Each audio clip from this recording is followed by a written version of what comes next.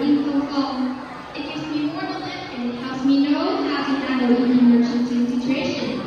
This book provides detailed medicine first aid instruction for every family. Every time I read about medicine books, I want to become a doctor or war expert so that I can help many patients in the future.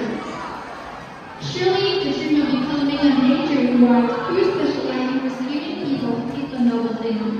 I know that on the road to achieving your dreams, there are many obstacles and failures that can discourage. But when you think about the future, when I can cure a disease and bring happiness to everyone, I cannot give up the job of becoming a doctor. I just want to say that dreams belong to each individual, so let's try to achieve them. Through my story, I hope everyone will try their best to realize this dream.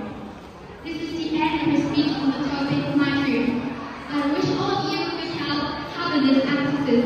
Thank you very much for listening. Hello, thank you for your presentation. And this is my question.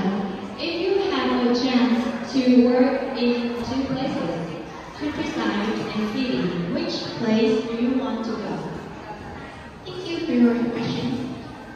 In my opinion, everyone will need doctors, whether it be a city or country.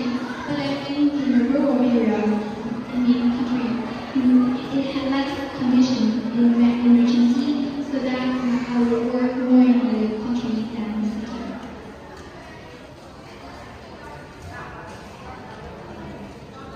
What makes a good doctor? What do you think? Become a doctor, I certainly perseverance, training, hard training, and compassion about the hospital. And also I need more knowledge. So, thank you. Thank you.